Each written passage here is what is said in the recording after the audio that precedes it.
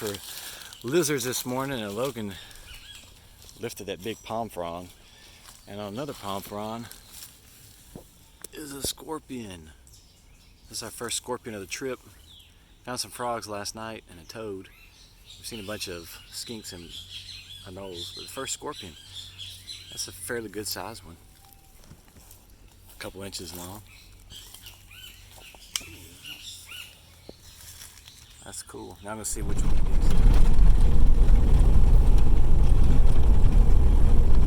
I think a lot of like relatively new builds going on.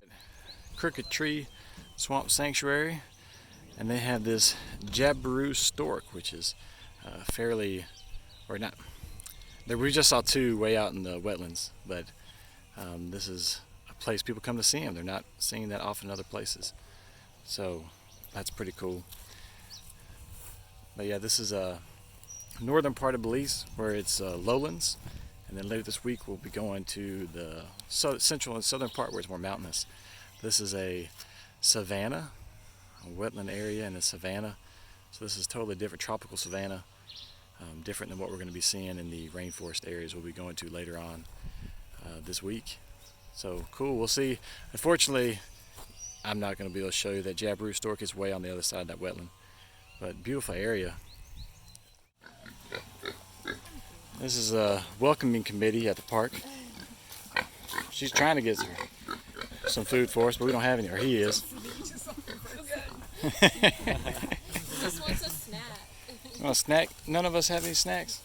I look like a snack. He's like, fine, I'll go eat some grub over here. To get y'all to see this, there's a green basilisk right there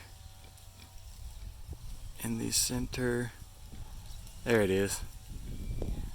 Or not green basilisk, a brown basilisk. Not very good video quality, and I do apologize, but we'll do the best we can. So these are pretty common. We've seen these around here a lot. This time of the day, I don't know what we'll see. Maybe not many birds, but maybe a lot of reptiles. Either way, it'll be good. See if we can get closer to it. How close will let's get before it takes off. There he goes. Oh, cool. You guys see it run a little bit off on the on his hind legs. So these are the ones that, you know, can run across water. And it ran off. There it goes. It's off. And that was a female. It didn't have the big helmet that the males have. Cool. Look out. You can see a lot of these big ant mounds. So we did our little introduction to the swamp, and they talked about back in the 1700s, Europeans started exporting something called logwood, and it is this tree right here. It looks almost like a little tallow leaf. It's got these spines all over it, right? And they didn't export it for like, whoa, sorry about that. They didn't export it for the hardness of the wood or the highest quality of the wood to make furniture. They exported it because they used it as a dye, blue and gray and reds. And you can see where this one's been cut. It has this nice burgundy color, and apparently if you take a piece and soak it in water, even a dried one, it'll turn it dark burgundy or sometimes pink depending on how much resin is in there. And that's what they use it for. They exported all this from this savanna, this wetland area, for a long time. That's how they made a lot of money. The local people would make money, and then they switched from this because they found other uses of dye, and they went to mahogany. So they moved out of this particular sanctuary area.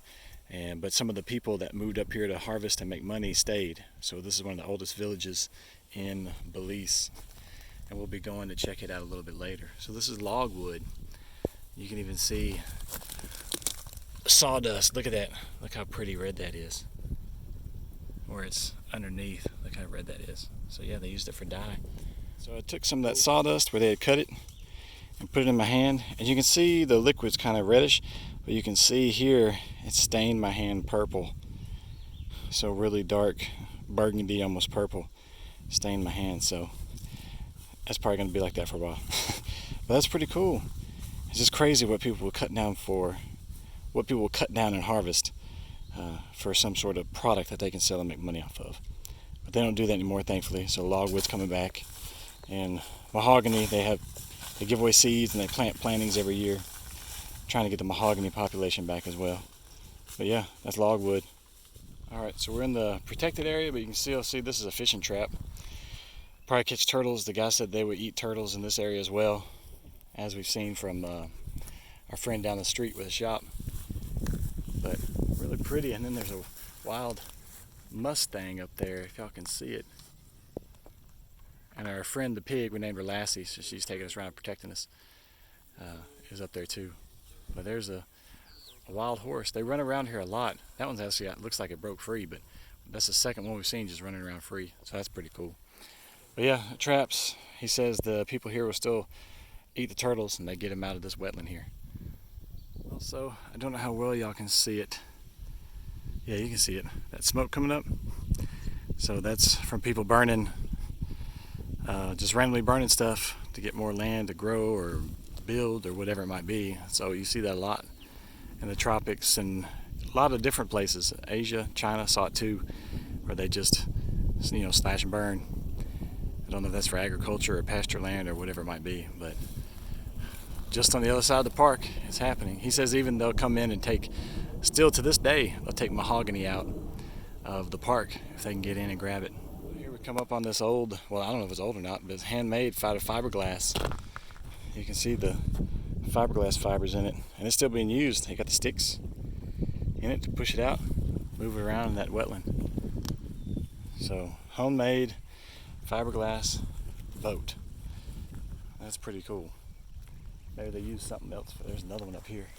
And that one's still got fishing net in it.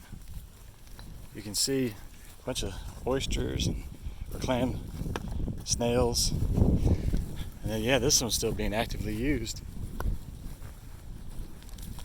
Still got all the fishing gear in it. So here we are in the reserve, and they're still fishing. So that's one thing he said. He wanted the local people, they try to have a balance where they can still use the resources here, but do it sustainably. So people can still live off the land like they've done culturally, but also use it sustainably. And there's only a few hundred people in the village. This is a pretty large wetland. I mean, it goes for, I don't know how many hundreds of acres it is, so they could probably fish it sustainably if they needed to. You can really see that smoke come up across the way now. But really pretty water. There's a bunch of little fish swimming around. Nice and clean. And he said this, he didn't know what it is, but that's 4 years, all this used to be mostly water, now it's mostly this reeds. And he said that happened about the last 4 years. It's just encroaching more and more, so there's more and more vegetation, less water. Stuff. So now we're walking out of the little area, and this is the village he was talking about. Part of the village, there's several sections to it. It's a nice little village. Seen some horses, big mango trees, more basilisks.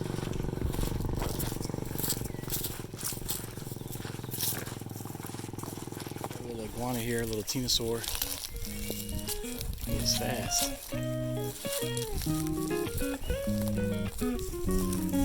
That's cool. This is a little one. We've seen bigger ones. We saw a big one this morning on some Another basilisk? stuff outside. Well, this is a spiny-tailed iguana. So he climbed up quick. It's a young one. It's a juvenile. And get 3 times that size. Should I grab it? But no. Look how cool it is. Sitting up there, feeling safe. Of course, ran up the wrong tree, got to the end of it. No place else for it to go.